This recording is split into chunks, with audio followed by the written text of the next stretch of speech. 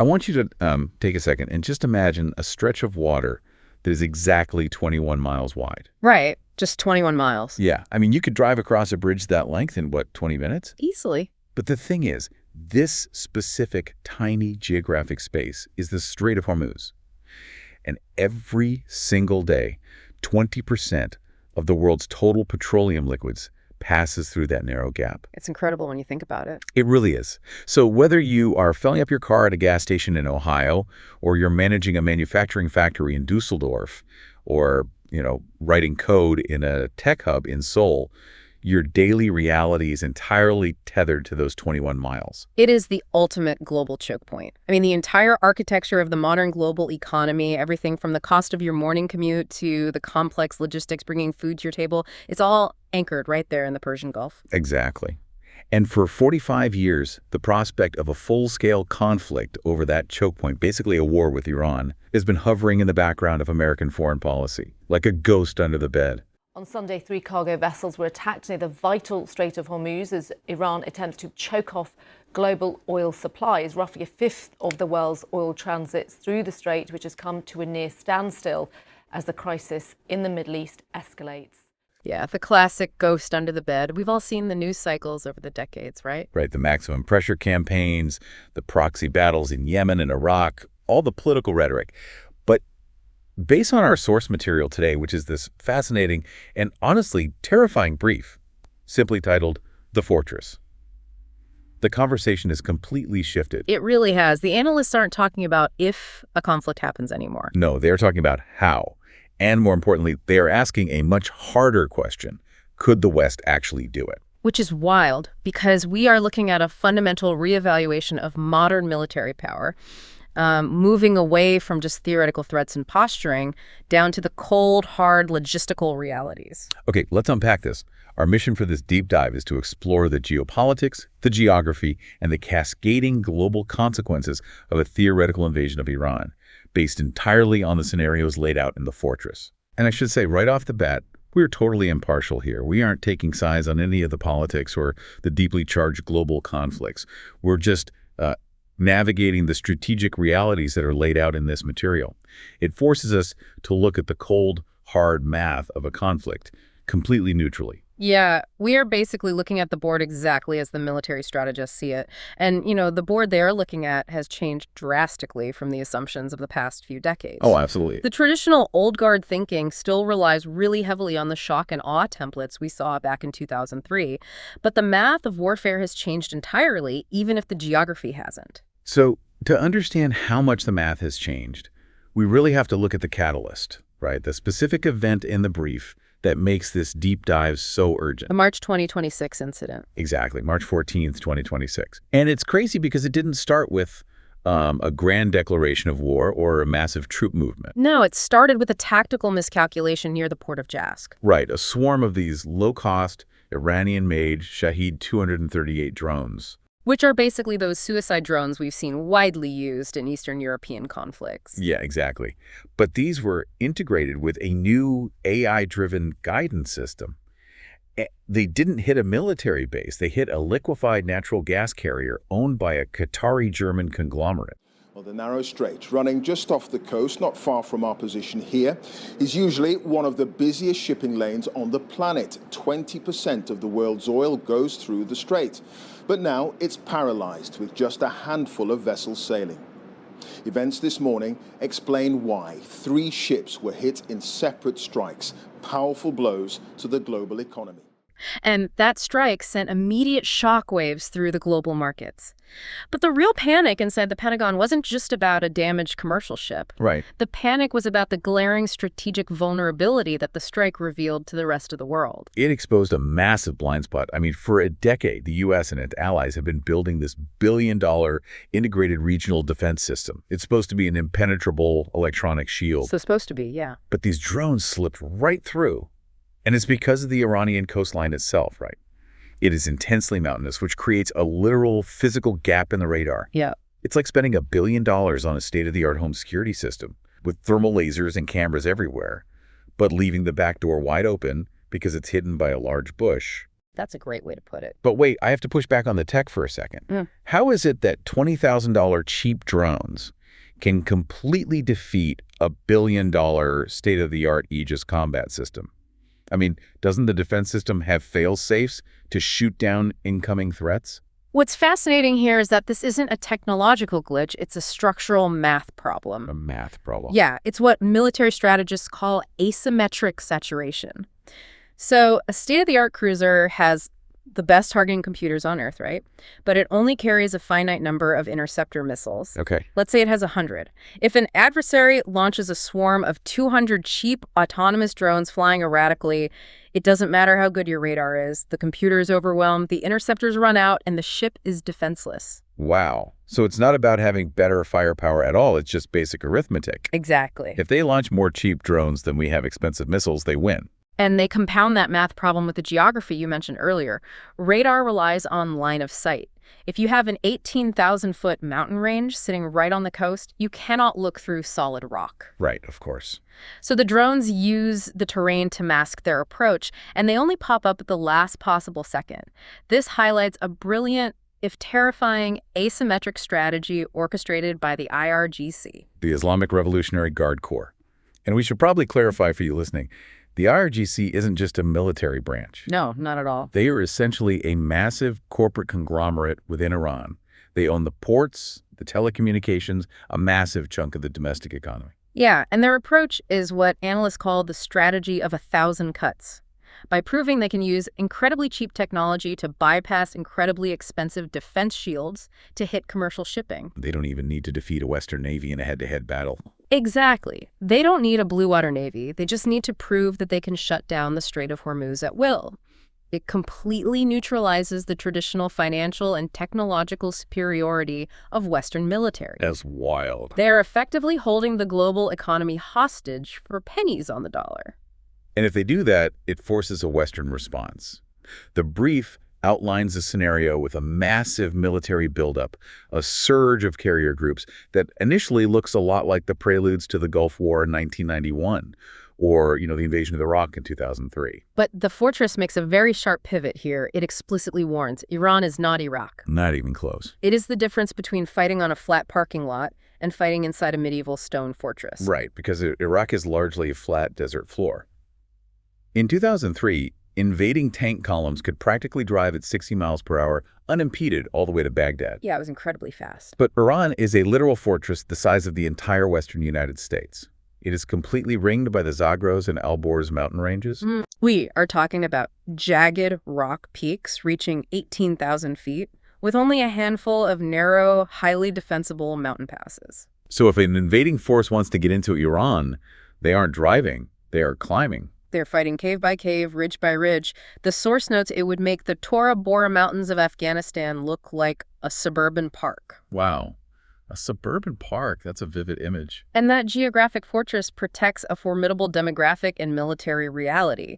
Iran's population is 88 million people. Which is more than twice the size of Iraq's population back in 2003. Right. And you are dealing with a highly motivated ideological force in the 150,000-strong IRGC, backed by a regular army of 400,000 troops, over 3,000 ballistic missiles, and the largest drone fleet in the Middle East. Okay, let me play devil's advocate here based on modern air power. We have the most advanced precision-guided munitions on Earth, right? We do. We have stealth bombers, satellite targeting, lasers.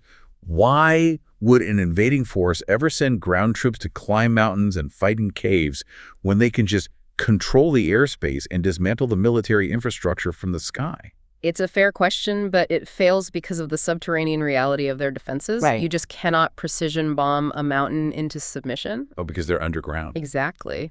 For decades, the Iranian military has been using that exact mountainous terrain to harden their infrastructure against American air power.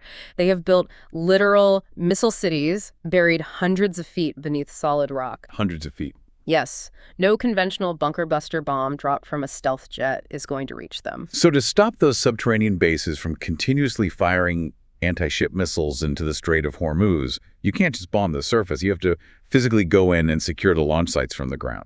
Exactly. And going in dictates a brutal, grinding campaign of 1940s-style urban and mountain warfare. And because the mountains force this massive, slow ground invasion, that invading force would rely entirely on the Navy to supply it from the waters of the Persian Gulf, right? Completely. They'd need an endless stream of fuel, food, and ammunition coming through that 21-mile choke point. Yeah. But history tells us that naval dominance in that specific, confined area is incredibly fragile. The fortress brings up a fascinating historical precedent here. The Millennium Challenge. Oh, the 2002 U.S. war game. It is a legendary cautionary tale in military circles. Right. The Pentagon ran this massive simulation to test modern naval capabilities against a Middle Eastern adversary. And the red team was simulating Iran, led by a retired Marine Corps general named Paul Van Riper, right? Yes. And the blue team was the United States with all its sophisticated electronic defenses. And Van Riper just completely bypassed all that high-tech radar. He didn't try to fight the Americans on their terms at all. No. He used motorcycle messengers to communicate instead of radios, so his orders couldn't be intercepted. He used light signals from the shore. And then he unleashed swarms of small, cheap speedboats and low-tech suicide planes all at once. He overwhelmed the targeting math, just like we talked about earlier. Yeah. And within the first 24 hours of the simulation, the red team sank 16 major U.S. warships, including an aircraft carrier and several amphibious assault ships. 16? The results were so devastating and humiliating that the Pentagon actually had to hit reset on the simulation. They literally resurrected the sunken ships just to continue the exercise. And that was in 2002. If we update that scenario to the 2026 reality detailed in the brief, those small speedboats are now autonomous, AI-driven underwater vehicles. Okay. Those low-tech planes are now hypersonic missiles that give a ship's crew mere seconds to react. The vulnerability of large, expensive naval vessels in confined waters has just exponentially increased. And if we connect this to the bigger picture, the inability to secure those waters doesn't just stall a military campaign, it triggers an immediate economic fallout. Right. The source argues we need to stop thinking of war purely in terms of bombs and boots and start thinking in terms of chips and calories. Here's where it gets really interesting. Because if the Navy is paralyzed by these drone swarms and can't secure the strait, we aren't just looking at sunken ships. The immediate casualty is global supply. That's exactly. What happens to you, the listener? What happens to your wallet? According to the data, within 6 hours of a ground invasion, the global price of crude oil doesn't just spike, it breaks. It shatters. We are talking about oil hitting $200 to $250 a barrel almost instantly. The ripple effects of that energy shock are unfathomable. It is not just about paying twice as much at the gas pump. In the U.S., the price of agricultural fertilizer, which is heavily derived from natural gas, would triple overnight. Which fundamentally alters the cost of human survival. When fertilizer triples, the cost to grow basic crops skyrockets. Your grocery bill for everyday staples doubles in a single month. And in Europe, the shock is even more structural. Yeah. The brief points out that the industrial heart of Germany, which relies heavily on a stable, affordable energy grid to run its manufacturing sector, would literally stop beating. Factories would just shut down. Yeah. We are talking about a total systemic shock to the global supply chain. The source suggests that the economic disruption would make the 2020 global lockdowns look like a mere rehearsal. That is terrifying. Everything that moves, everything that is grown, everything that is manufactured requires energy. When you sever 20% of the world's supply overnight, the global economy grinds to a devastating halt. And this economic devastation wouldn't just hurt individual bank accounts or stall shipping containers. It would fundamentally shatter the geopolitics of the world. It would kill the post-1945 rules-based global order. The fortress breaks down the winners and losers of this scenario, and the layout is jarring. Yeah. So what does this all mean? Who wins? The biggest winner in a U.S.-Iran conflict is China. By far. China's grand strategy in this scenario is simply to wait. Just wait? Yeah. While the West is pouring trillions of dollars and exhausting its military and political will in a generational quagmire in the Zagros Mountains, Beijing gets to step back. Yeah. They become the primary security guarantor for the rest of the world. Oh, wow. They get to play the rational, stable, global peacemaker. Meanwhile, they are stepping into the vacuum to secure massive, long-term, heavily discounted energy contracts with a desperate Tehran. But there's another massive shift the brief outlines. The global South loses all faith in the U.S. dollar. The source mentions the weaponization of the SWIFT banking system. And I want to make sure I understand this.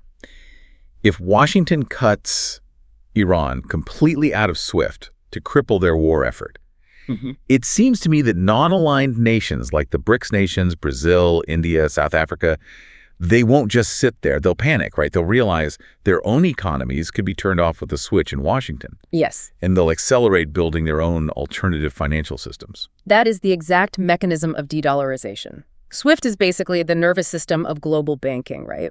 It's the messaging network that international banks use to securely transfer money across borders. Okay. Since the end of World War II, the U.S. dollar has been the world's reserve currency, giving Washington immense, almost invisible sway over this system. Right. But when you use that system as a weapon, the fear of being the next target forces neutral nations to build alternative financial rails. It strips the U.S. of its most potent non-military superpower, the control of global finance. And while the superpowers maneuver over currencies and global influence, the Middle East itself becomes the ultimate loser here. Yes. This wouldn't be a contained, localized war.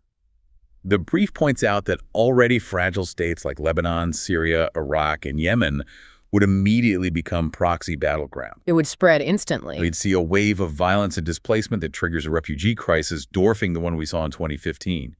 Millions of displaced people streaming toward a Europe that is already politically fractured and dealing with a crashed industrial sector. It's a terrifying domino effect. And the source draws a brilliant historical parallel here to the July crisis of 1914. Right, the start of World War I. Exactly. That was the spark. A complex web of alliances, a single violent mistake in a remote area, and suddenly empires are collectively sleepwalking into a catastrophic conflict. Because no one actually wanted a world war in 1914. No, but no one knew how to stop the machinery once it started.